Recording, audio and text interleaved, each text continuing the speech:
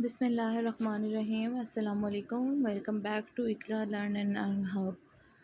Okay, तो आज हम इस वीडियो के अंदर डिस्कस करेंगे यूनिट नंबर फर्स्ट जो है 10th क्लास की बायोलॉजी की एक्सरसाइज को। उसमें सबसे पहले हमारे पास एमसीक्यूज़ हैं। ठीक है, एमसीक्यूज़ के करेक्ट ऑप्शंस के आंसर लगे हुए हैं। आप जस्ट इसको ओवरव्यू कर लें कि CO2 produce by plant is use for photosynthesis. Most of the gaseous exchange in plants take place through stomata. One reason for emphysema is smoking. In humans, during expiration, diaphragm is raised and ribs are lowered. Fifth पे है the innermost chamber of the respiratory system into which air can be drawn. The correct option is the alveoli. Next one is what is the percentage of oxygen is expired in air when the person is resting? Answer is 16%. Which process does not use energy released by respiration? So the correct option is diffusion of oxygen across the alveolar surface. Which part which path does the molecule of oxygen take as it enters the body? Then the correct option is trachea, bronchus, bronchiole, alveolus. Question number 9 है हमारे पास, when you inhale the diaphragm, then answer is contracts and move downward. ठीक है, ये हमारे 9 MCQs हैं। अगले page पे हम देखते हैं जो हमारे पास 10th MCQs है। Respiration in the living organisms always involves energy release. The gas portion of the human respiratory system is the alveoli. Disease involving the breakdown of air sacs of the lung is emphysema. Which blood vessel surrounds the alveoli? Capillary. In asthma, shortness of breath occurs due to constriction of bronchi. The percentage of oxygen gas is inspired in 21% and expired air is 16%. So the difference in the amount of oxygen gas is due to utilization of oxygen in energy production. MCQs number 16 हमारे पास है कि which of the following rows best describe the action of structure associated with the process of inhalation. Inhalation means when we're breathing inside. ठीक है, तो हमारे पास क्या होगा, diaphragm भी कॉन्ट्रैक्ट होगा, रिब्स भी कॉन्ट्रैक्ट होंगी और रिब्स जो हैं वो रेज कर जाएंगी। ठीक है, MCQ नंबर 17 में है which rose correctly describe the function of the diaphragm, cilia and the mucus in human gaseous exchange system. So the correct option for this MCQs is diaphragm relaxes to cause breathing in, cilia filter dust from air and the mucus help in sound production. ठीक है, ये हमारे थे MCQs। इसके बाद हमारे start हो जाते हैं क्वेश्चन स्टार्ट हो जाते हैं। ठीक है, एक्सरसाइज के, जो कि अब न्यू बुक है तो उस न्यू बुक के अकॉर्डिंगली आपके पास जो क्वेश्चन SLO बेस भी हैं और कुछ क्वेश्चन जो है डायरेक्टली जिनका आंसर बुक से ही है। ठीक है, तो हम दोनों उसमें डिस्कस कर लेते हैं कि कौन कौन से MCQs बेस्ट हैं या कौन से आंसर बेस्ट हैं। ठीक है, तो सबसे पहले जो हमारे पास शॉर्ट क्वेश्चन है वो शॉर्ट क्वेश्चन हमारे पास ये, name the structure through which exchange of gases can take place in plants. तो एक्सचेंज ऑफ गैसेस जो हमारे पास 4 तरीक़ों से हो सकता है। स्टोमेटा, जो आप लोगों को पता है लोअर एपिडर्मिस के अंदर गार्ड सेल्स को सराउंड कर होते हैं, वहाँ प्रेजेंट होते हैं, जिधर से मेन एक्सचेंज ऑफ गैसेस होती है। ठीक है, इससे प्लांट्स जो डायरेक्टली ऑक्सीजन लेते हैं फ्रॉम एयर और इंटर कर देते हैं स्टोमेटा में। देन हमारे पास है मीजोफिल सेल्स। स्टोमेटा जो होगा into the intercellular air spaces between the spongy mesophyll cells. The surface of the mesophyll cell act as the gas exchange surface during day time. अच्छा, वो इसमें क्या कहते हैं, स्टोमेटा जो है वो अंदर लेकर जाता है इंटरसेलुलर स्पेसिस, यानी कि जो स्पेसिस सेल्स के दरमियान में प्रेजेंट होती हैं वहाँ पर। सरफेस ऑफ मीजोफिल जो है एक्ट करता है एक्सचेंज सरफेस के दरमियान। डे टाइम के ऊपर क्या होता है, कार्बन डाइऑक्साइड रिलीज़ होती है और ऑक्सीजन इनसाइड जाती है, जबकि नाइट में ऑपोजिट होता है कि कार्बन डाइऑक्साइड बाहर निकलती है और ऑक्सीजन अंदर जाता है। क्यूटिकल क्या होता है कि वैक्सी लेयर्स होती है जो ऊपर अपर लेयर एपिडर्मिस के ऊपर प्रेजेंट होती है। तो इसमें भी ये होता है कि गैसेस क्यूटिकल के ज़रिए भी हो सकते हैं लीव्स में और यंग स्टेप में। इसके अलावा लेंटिसल्स क्या होते हैं, जो स्मॉल पोर्स होते हैं। ठीक है, ये बार्क में या वुडी स्टेम के रूट्स वगैरह में डेड सेल के अंदर प्रेजेंट होते हैं। डेड सेल जो है वो कॉर्क बनाती है टिश्यू का, और टिश्यू के पास छोटे छोटे पोर्स होते हैं जो डायरेक्टली तौर पर अलाउ करते हैं कि गैस जो है वो एक्सचेंज आराम से हो सके। ठीक है, ये इसका बेस्ट आंसर था। अब क्वेश्चन नंबर 2 में वो कहते हैं, name the ways through which plants can obtain oxygen. Plant कैसे ऑक्सीजन ऑब्टेन कर सकता है? 3 वेज हैं, जैसे भी हमने ऊपर नाम पढ़े हैं, लेंटिसल्स के ज़रिए, स्टोमेटा के ज़रिए और general surface of the root. ये था क्वेश्चन नंबर 2। नेक्स्ट हमारे पास आ जाता है question number 3, why one should not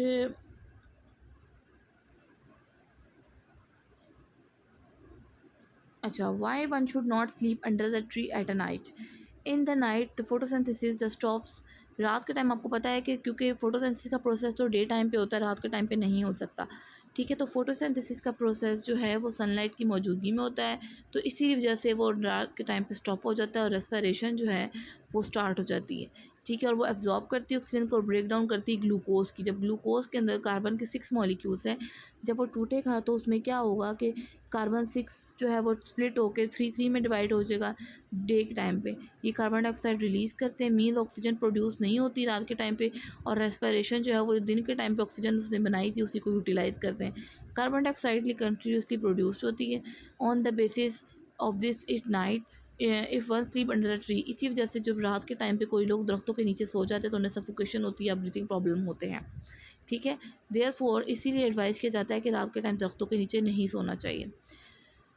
Y would very wet soil can be dangerous to plants, कि प्लांट के लिए जो वेट सॉइल है वो क्यों डेंजरस होती है, क्योंकि प्लांट्स को हमें चाहिए होती है और प्लांट्स की जो रूट्स को ऑक्सीजन चाहिए होती है। जब सॉइल बहुत ज़्यादा गीली हो जाएगी तो उसके अंदर वाटर लॉगिंग स्टार्ट हो जाएगी और ऑक्सीजन जो है वो ऑक्सीजन कम हो जाएगा, ठीक है।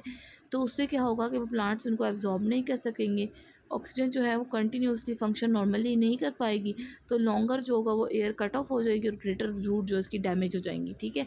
तो इसीलिए ये डैमेज डेंजरस होती हैं प्लांट्स के लिए। Why do plants not need specialise respiratory system, क्यों नहीं होता, क्योंकि प्लांट्स के पास तो कोई स्पेशल ऑर्गन होता ही नहीं है कि वो रेस्पायर कर सकें, ठीक है।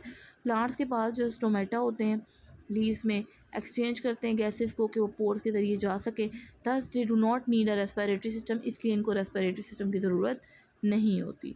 अच्छा, how gases exchange take place in alveoli, ये आपकी बुक में एज इट इज़ मेंशन है, जहाँ पर एक्सचेंज जो होगा वो एयर पैसेज वे है पूरा, उसका लास्ट पैराग्राफ आप बुक से भी कर सकते हैं। और इसके अलावा गैसेस एक्सचेंज कैसे एल्वेलाई में हो सकती है, गैसेस एक्सचेंज जो है वो अगर होती है एल्वेलाई में, आपको पता है कि किस तरह से mouth, pharynx, larynx, trachea, bronchi, bronchioles, इन सब में जो है वो गैस जाती है।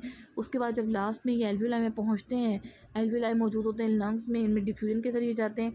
एल्वेलाई के सराउंडिंग पे कैपिलरीज होती हैं, यानी कि वन सेल थिक जो हैं वो ब्लड के वेसल्स हैं जो ऑक्सीजन और कार्बन डाइऑक्साइड को डिफ्यूज़ करवाती हैं इसके अंदर। इनर सरफेस जो होती है एल्वेलाई में मॉइस्चर प्रोवाइड करती है, ऑक्सीजन उस मॉइस्चर में डिज़ोल्व होता है और वो डिफ्यूज़ कर जाता है ब्लड के अंदर। और इसी तरह कार्बन डाइऑक्साइड जो है वो अपोजिट डायरेक्शन में जाती है। एल्वियोलस जो है वो इसके अंदर प्रेजेंट होता है एल्वियोलस में, और इसी तरह गैसियस एक्सचेंज जो है वो इनके अंदर मूव करती है एल्वियोलस में और कैपिलरीज में। फिर हमारे पास आ जाता है question number 7, what is the effect of exercise on breathing rate. आपको पता ही है कि जब हम एक नॉर्मल सांस ले रहे होते हैं तो उसके जो 15 टू 20 टाइम्स पर मिनट होगा, लेकिन अगर आप उसी तरह से आप कोई एक्सरसाइज करके आते हैं, कोई भाग के आते हैं, रनिंग करते हैं, इस तरह से जब आप आते हैं तो आपने देखा है, आप खुद भी फील हो जाएगा कि आपका ब्रीथिंग रेट जो है वो डबल हो जाएगा। तो 15 टू 20 से इंक्रीज़ करके 13 to 40 minutes 40 times per minute जो है वो इंक्रीज़ करता है। और इस सबको कंट्रोल कौन करवा रहा होता है, मेडुला ओब्लंगेटा जो कि हमारा ब्रीथिंग सेंटर है, ठीक है। अच्छा, इसके अलावा हमारे पास कंपेयर करें अगर हम इंस्पायर्ड एयर और एक्सपायर्ड एयर को, तो हमारे पास जो है इंस्पायर्ड एयर और एक्सपायर्ड एयर के अंदर ये आपने पूरी एज इट इज़ परसेंटेजेस याद कर लेनी है कि जब हम सांस अंदर की तरफ लेते हैं तो वो इंस्पायर्ड, जब बाहर निकालते हैं तो एक्सपायर्ड, ठीक है। तो उनकी परसेंटेजेस में कितना डिफरेंस आता है। वायरल इन्फेक्शन जैसे कि कोविड ने कैसे अफेक्ट किया ब्रोंकाई को, ठीक है, क्योंकि आपको पता है कि वायरस जो है हमारे पास, के लिए हम एंटीबायोटिक्स नहीं यूज़ करते, वैक्सीन हम यूज़ करते हैं, ठीक है।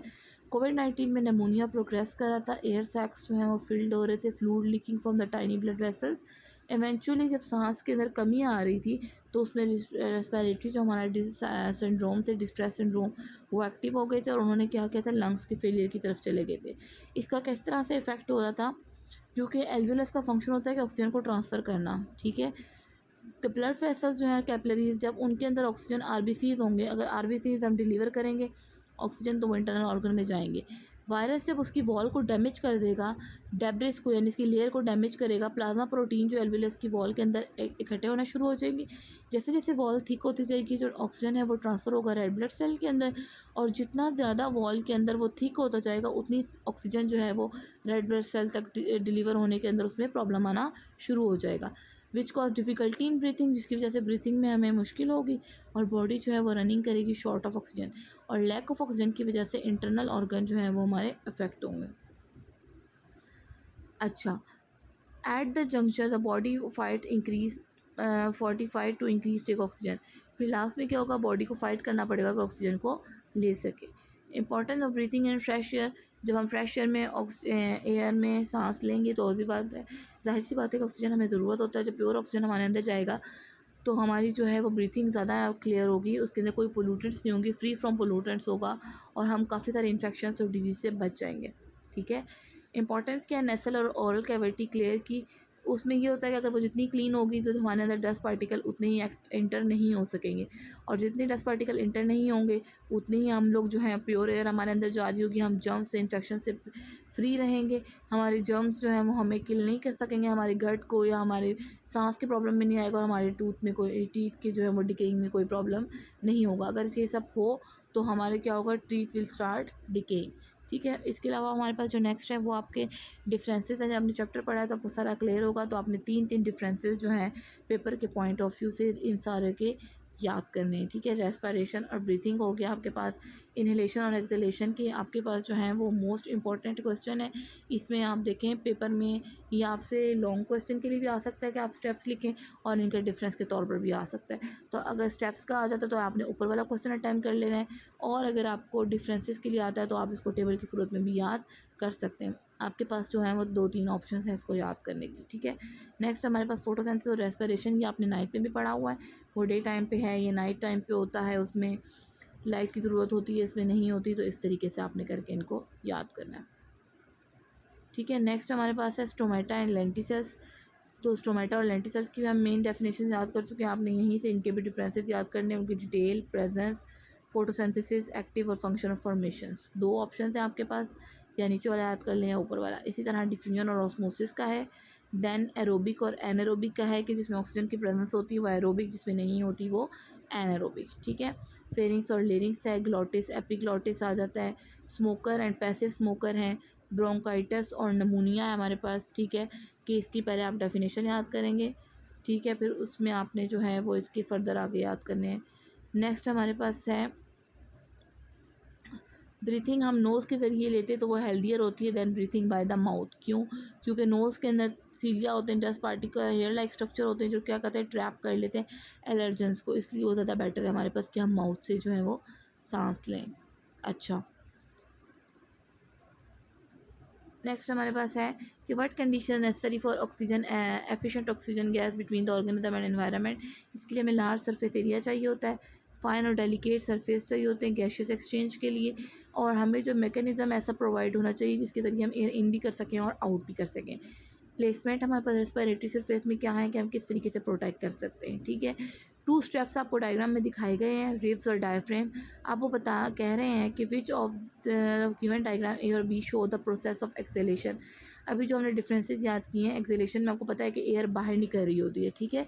तो आप देखें जब एयर बाहर निकलेगी तो अंदर से जो डायफ्रेम है वो रिलैक्स हो जाएगा, थोरैकिक कैविटी रिटर्न हो जाएगी, तो हमारे पास इलास्टिक लंग्स जो हैं वो कॉन्ट्रैक्ट हो जाएंगे। तो जो डायग्राम बी है वो आप देख लो कि डायग्राम बी के अंदर डायफ्राम रिलैक्स है, रिब मसल हमारे कैसे हैं एज़ कम्पेयर टू ए के। Describe the effect of cigarette smoking on the inner wall. Cigarette smoking क्या इफेक्ट करती है हमारी इनर वॉल्स को। ठीक है। तो ये करती है कि टॉक्सिन्स उसमें, क्योंकि आपको पता है कैंसीरियस सेल शामिल होते हैं, वो हमारे जो कैपिलरीज और इम्यून सिस्टम और लंग्स वगैरह को मतलब उसको ब्लॉकेज कर देती है, नैरो कर देती है, एयर पैसेज वे को सही तरीके से ट्रांसफर ना हो। ये डायग्राम शो कर रही है percentage of gases inspired and expired air. तो अब आपने बताना है कि जो फर्स्ट डायग्राम है वो इंस्पायर्ड एयर की है, सेकंड वाली एक्सपायर्ड की है। फर्स्ट वाले के अंदर जो है एक्स इंस्पायर्ड एयर में एक्स जो है वो कार्बन डाइऑक्साइड होगा, ठीक है, नाइट्रोजन हो गया, और जेड पे हमारे पास क्या आ गया है ऑक्सीजन। ये हमारे पास है ए का आंसर। ठीक है। देन हमारे पास बी का है कि why gas is almost negligible in figure 1। Oxygen एक मेन रिक्वायरमेंट है, ठीक, जो नेग्लिजिबल होती है इन्हेलेशन के दौरान। परसेंटेज ऑफ एक्स की चेंज क्यों है, जो कार्बन डाइऑक्साइड एक्सहेलेशन में ज़्यादा होती है। फिर इन्होंने नीचे आपको ये दिया हुआ है, ये आपके ना पेपर के लिहाज से बहुत इंपॉर्टेंट है सारे question. Identify the disease affect the part of the lung. तो जो लंग्स को इफ़ेक्ट कर रहा है वो पार्ट बी में कर रहा है। डिजीज़ का नाम है एम्फेसीमा, जिसके अंदर जो हमारी एयर सैक्स और एल्वियोलाई की जो है वो टिश्यूज़ ब्रोक हो जाते हैं, टूटना शुरू हो जाते हैं। How the part B show structure variation from part A, वो किस तरह से डिफरेंस है, क्योंकि पार्ट बी में एल्वियोलाई की जो वॉल्स हैं उनमें डिस्ट्रक्शन हुई हुई है, ठीक है, गैशियस एक्सचेंज कम हो गया एज़ कम्पेयर टू ए के। टू सिम्टम बताएं इस डिजीज़ के, ब्रीथलेसनेस, ऑब्वियसली सांस आपको नहीं आएगा, लंग्स के अंदर इलास्टिसिटी नहीं होगी, इलास्टिसिटी वो कंडीशन होती है जिसमें वो अपनी पोजीशन में वापस आ जाते हैं, ठीक है, और इन्फॉर्मेशन और नैरोइंग जो होती है फाइन ब्रोंक्यूल्स की होती है। इसके अलावा जो डायग्राम है वो शो करती है कि कैसे एयर इनसाइड जा रही है और आउटसाइड। तो स्ट्रक्चर जो है जेड वो एल्वियोलस है, names of the gases x and y, x में कार्बन डाइऑक्साइड है, वाई का oxygen, name of blood which is living at point E, तो ऑक्सीजनेटेड रेड ब्लड जो है वो इसका आंसर होगा, ठीक है।